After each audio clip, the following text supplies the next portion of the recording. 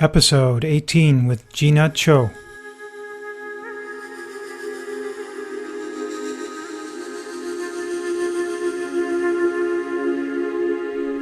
Where meditation meets daily life, this is the Meditation Freedom Podcast. Thank you so much for listening to the Meditation Freedom Podcast. My name is Seco Road, and this podcast is all about meditation and mindfulness and why folks like you and me start practicing this.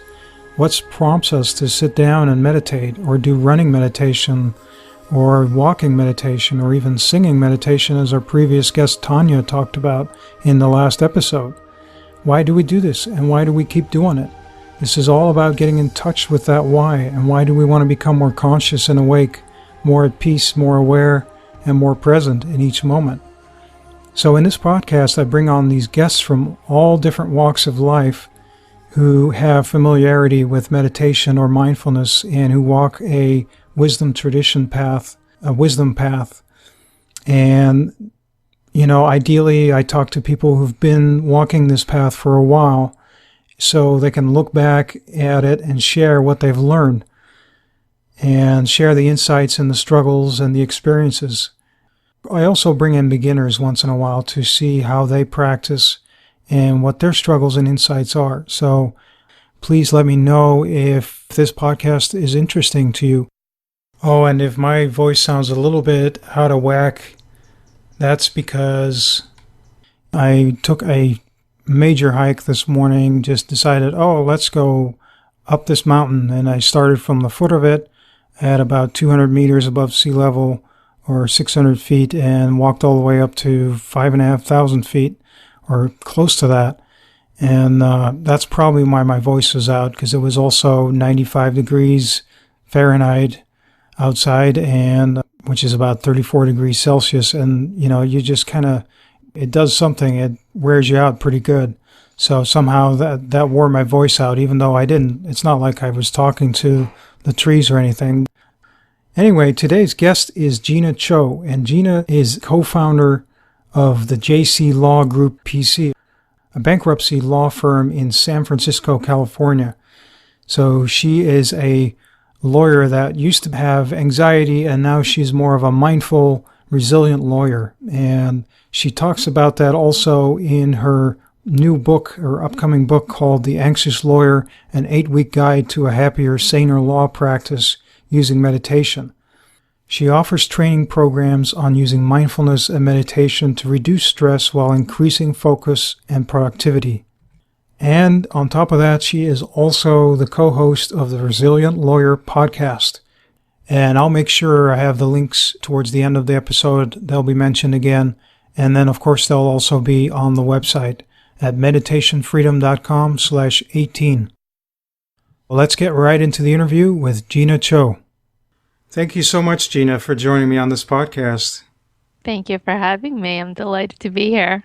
We always start our podcast with asking my guest how they got started with a meditation practice and, kind of what prompted them to seek out a mindfulness meditation practice. Sure. So I started meditating when I was in law school. So this was back in 2003. I lived at the Himalayan Institute for a little bit of time. Then I fell out of the practice for a long time. But I think that seed was planted in terms of cultivating a mindfulness and meditation practice. About 6 years ago, I started just noticing a lot of anxiety, particularly around social situations. And at the same time, I was planning my wedding, and my husband and I, we had a law practice, a very successful law practice. And I would always get headaches and backaches and stomach aches, and I would just sort of micromanage all those symptoms using drugs. And as we got closer to our wedding, I noticed that I was losing hair. So not just a little bit of hair, I was actually losing big clumps of hair. I'd get out of the shower and there would be a little roll, of hair in the shower. And I thought, oh my gosh, I'm dying. Wow. And I went to a doctor and he ran every test and he said, Gina, there's nothing wrong with you. It's really all in your head. So he sent me out to see a psychiatrist and basically same thing. Said, well, you're really stressed and you're anxious and you have social anxiety. And I thought, what the hell is that? Social anxiety? That doesn't even sound like a real disorder. And of course, sort of the treatment was to give medications, right? So anti-anxiety, Hmm. antidepressants. And I thought, I'm still young. I'm just starting my life and getting married. And I didn't want to go down that path of starting my life with medication. And it's not a cure, right? It's just, it's a symptom blocker Yeah. at best. And a good friend of mine told me about this treatment program at Stanford. And so I applied to the program and they said, yes, you do have social anxiety. And the two different treatment program that was offered, one was cognitive behavioral therapy and the other was MBSR, mindfulness-based stress reduction. And when she explained the two different treatment options, I thought, you have to put me in the mindfulness program because the CBT, it doesn't seem like it would work for me. And of course, as luck would have it, I got put into the CBT program and it was really effective. I highly recommend it for anyone that suffers from any type of anxiety disorder. It's highly, highly effective. It's a really amazing program. But I was curious about the MBSR program. So I signed up for another MBSR class also at Stanford.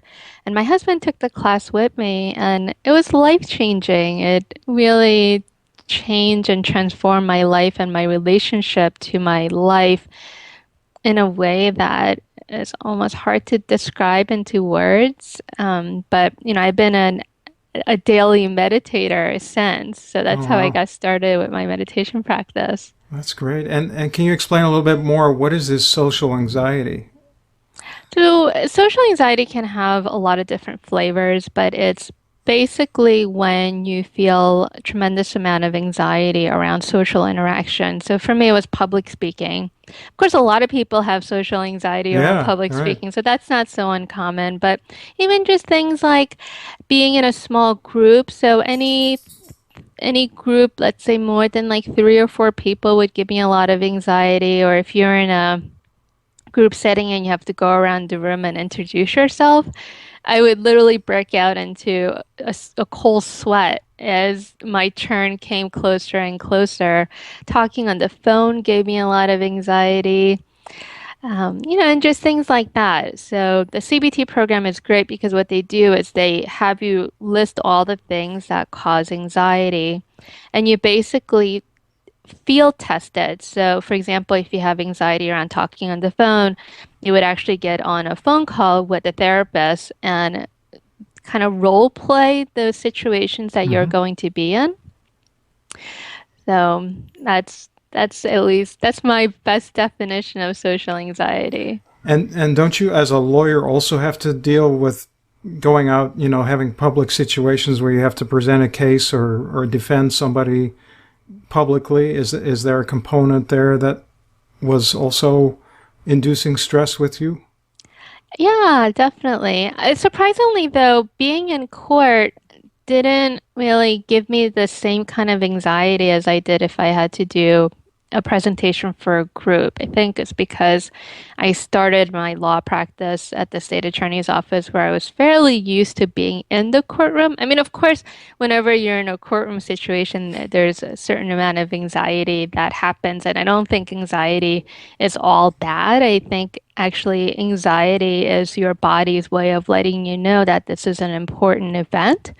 Then you can either interpret the anxiety as being bad and label it as being bad, or you can just notice the physical sensation of anxiety, which is, of course, sort of the foundation of a mindfulness practice, as being with what is and being with it moment by moment. So in a way, it sharpens. You use it then in your advantage to sharpen your attention, maybe with mindfulness. Absolutely. Yeah. So I Yeah, really learn to use anxiety as a friend rather than something that debilitated me. yeah. And what maybe you can explain a little bit more to someone who's never heard of mindfulness-based stress reduction. What's that like? What is the meditation like?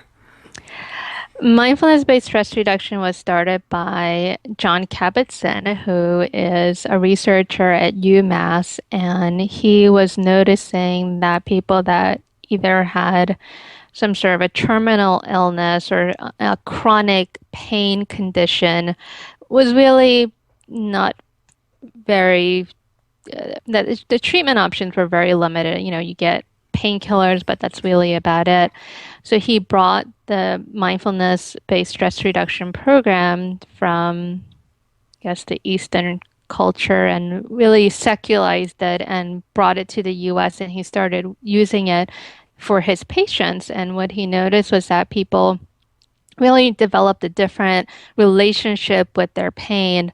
And also for the terminal patients, they really were able to come to grips with the fact that they are going to die. And instead of obsessing over the fact that their days were limited or numbered, they really learned to be with and enjoy the moments that they do have left. Because, I Mm-hmm. mean, let's face it, none of us really have any guarantees in terms of how long we have left on this planet. So the program is 8 weeks long. It's 2.5 hours each week. So it is a fair amount of time commitment, and you learn different things about mindfulness. You learn mindful eating. You learn concepts around self-compassion, compassion towards others. Accepting the moment as is, being in the present moment, and you get weekly homework exercises, and you do a lot of insight-based meditation. So following the breath, practicing open awareness, noticing sounds around you, noticing any body sensations, whatever may arise. Then the other big component is the body scan. And they also bring in a lot of yoga movements into the MBSR class. Hmm.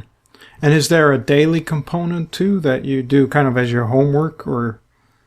Yeah, there's a daily meditation practice, and I don't know if this is true for every MBSR class, but our homework was to meditate for 45 minutes every single day. And I think we started out with the body scan and we used that for our first few weeks, and then you move into the insight meditation. Interesting. Yeah. And as a lawyer, have you found that to be helpful in your practice? Yeah, in so many ways. I think the biggest way it's helped me is that I learned to be less critical of myself and others. So I think most of us kind of walk around life and we have this script that's running through our head, and it basically says we're not good enough, we're not Right. smart enough.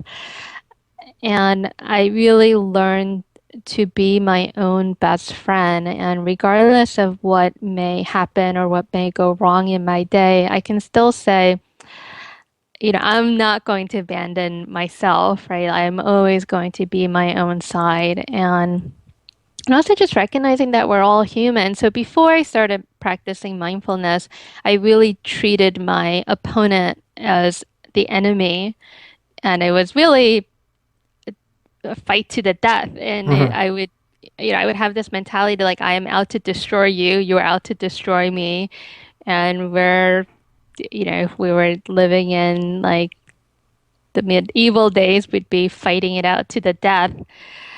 And now I have a very different understanding of our roles. So I recognize that I have my role to play, and my opponent also has his role to play, and it's our job to represent our clients to the best of our abilities. But we're not enemies. We're just part of a puzzle, and I have to respect him showing up and doing his best work for his clients, just like I have to do the best for my clients. And Mm-hmm. also letting go of the things that we have no control over. So clients come to me and they expect me to deliver a certain outcome, but rarely is that outcome dependent on me, right? Because it's always up to the judge or the trier of fact to decide who's right and who's wrong, or who's going to win and who's going to lose.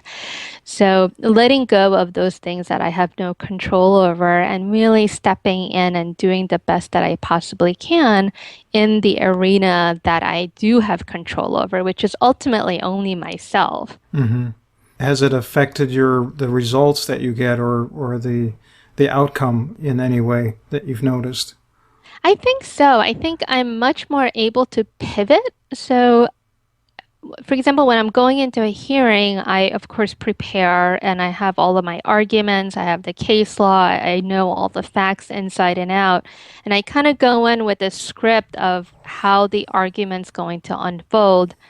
Yet, rarely do the arguments unfold the way I think it will or should. Right. So now I can really listen to what the opposing counsel is saying, finish listening to him instead of doing the typical thing where I listen to about 30% of what he's saying and then I'm busy formulating my response. Your So I attack can plan, really, or yeah. yeah. So I can listen, fully engage and listen fully to what he's saying and then take a moment, take a breath, and then come up with my response. And the same thing with the judge. So before, if the argument or the case isn't going the way I had thought it should, then I would really get off center and I would start to panic. It's not going the way I thought it should. But now I can say, okay, this is not what my plan was, but this is what it is. And now how do I pivot and respond in the, you know, to the best of my abilities given what is happening now? So it sounds like there's a more of a comfort with the uncertainty too. Then. Yeah, and of course, the practice of law is all about being with uncertainty. Absolutely. Yeah, and maybe this kind of leads into the book you wrote called The Anxious Lawyer. And how did you decide to call it that? Well, because I used to be an anxious lawyer. I like to think that I'm no longer an anxious lawyer. Not to say I am anxiety free by any stretch of the imagination. And it's funny because when I look back on my life and I look at all the dots and I start to connect it, it's almost as though all the different things that I've done in my life has really prepared me to bring this work into the legal profession. So I really feel like that's my life's work and my life's calling is to help lawyers live a more healthier, more balanced life where we focus on wellness and self-care. And I think the key to doing that is self-awareness.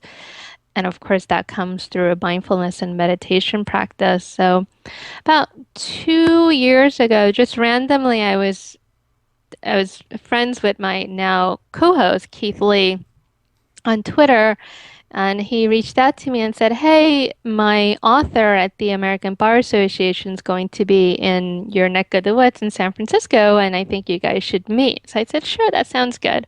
And so the editor called me, and we were chatting for a while, and I just thought we were going to set up a time for us to meet when he was out in San Francisco.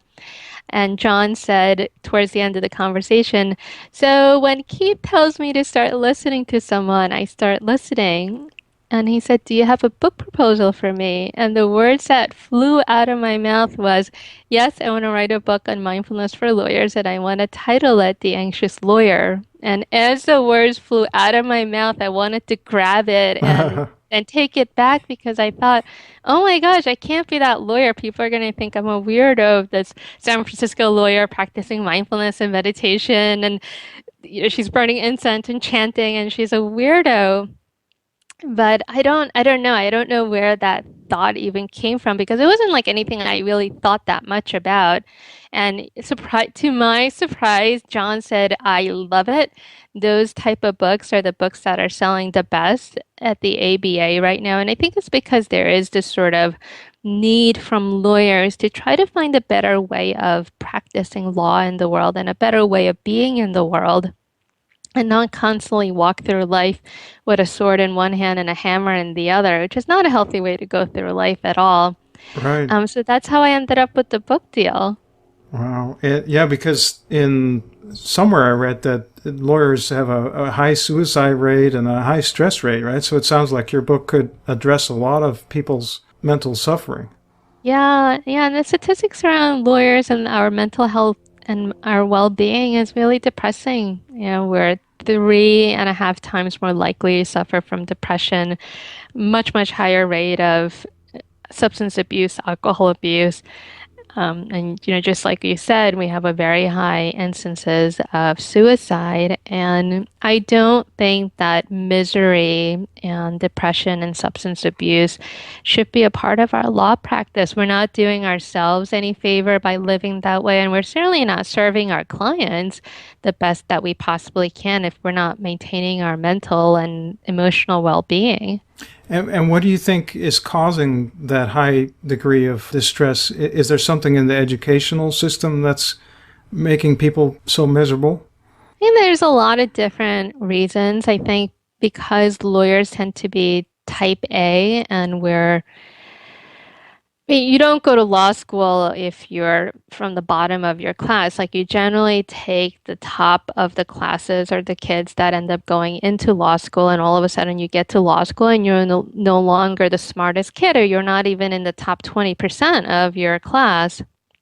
And then the way they educate you is they use what's called a Socratic method, where they call on you in class and you're in these lecture halls with 150, 200 other kids, and they basically grill you in front of others, and you have to stand and you have to recite the facts of the case and come up with the legal analysis and the conclusion.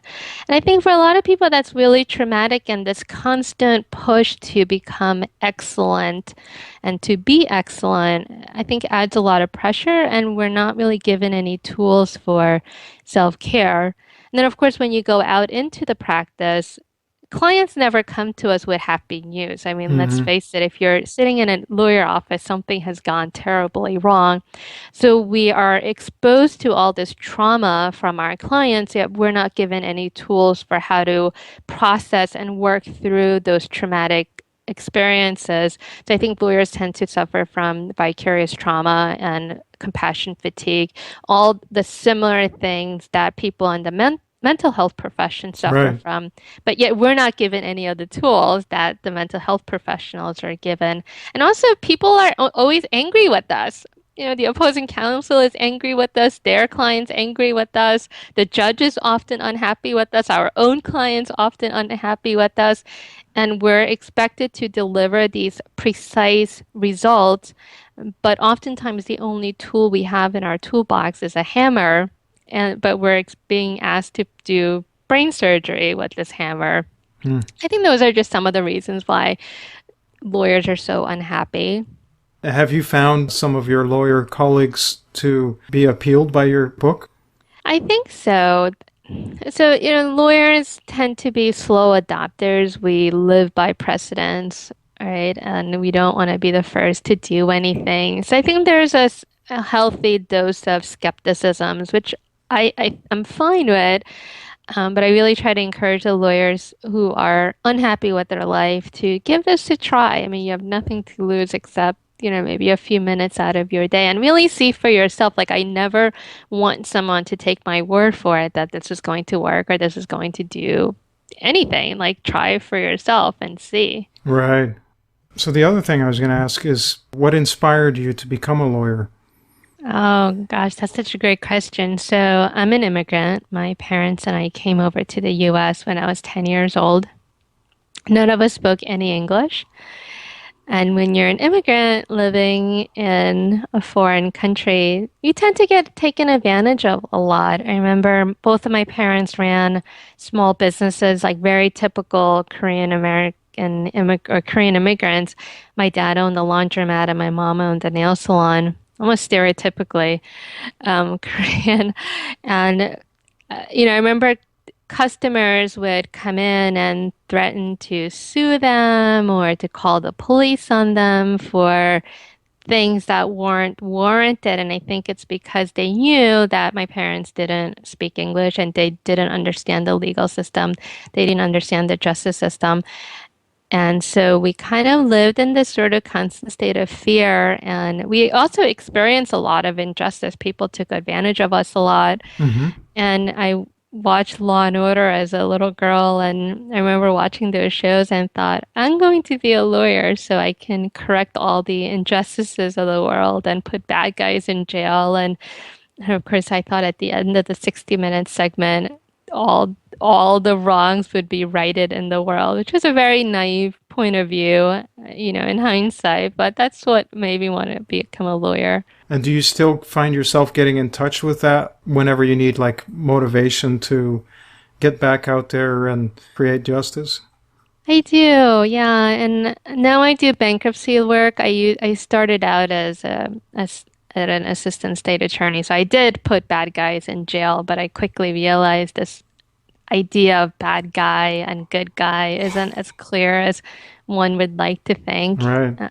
People are not the sum of who they are is not the worst thing that they've ever done. So you may have committed a heinous crime like a murder or rape or whatever, but that's not the totality of who you are as a human being.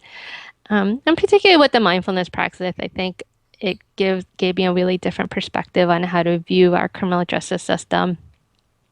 And that's a whole nother discussion. But now I do bankruptcy work, and I love doing that work because I feel like most of us are probably a few paychecks away from Yeah. needing the assistance of bankruptcy. And, of course, it's a right that we all have, and bankruptcy system exists for a reason. And I really feel like I get to help people that are like me and, people that I really relate to. Mm-hmm. Yeah. Well, it sounds like you're really helping people. Yeah, I hope so.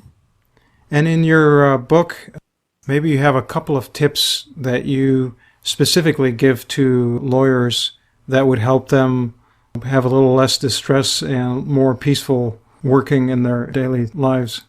Yeah, so I think that the really most important thing is to cultivate this sense of kindness towards yourself, and not be so critical or so harsh, and just recognizing that we're all humans and we're only humans, right? We're not perfect. And also to kind of have that attitude towards others. So I I really believe and try to encourage others to think about it in this way that every person is trying their best, right? Like I may not think that you're trying your best and I think you could be doing better, but the truth of the matter is that we are all trying our best.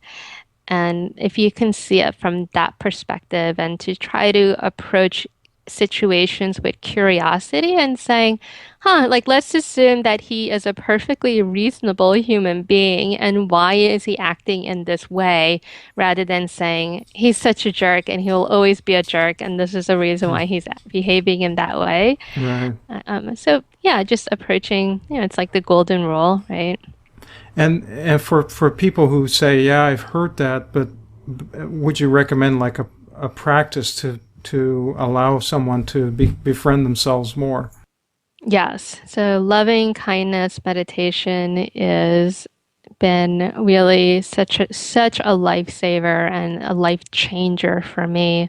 And that act of wishing yourself well and wishing people you love well and wishing people you have difficulties well, and then of course humanity as a whole is such a beautiful practice. And it's really helped me see people in a different light with a little bit more compassion and empathy, and to try to approach people with kindness rather than approach people with a hammer. Like that Yeah. saying, if your Right. instrument life is a hammer, everywhere you'll see nails. Exactly. Yeah. Yeah. Yeah, I found that in my life too. I can't just read something. I have to practice it, and it's like a muscle. It gets better and better each time, and it's in your brain. It's a rewiring of your brain, which also doesn't happen from one day to the next. It's really a practice that has to be done regularly.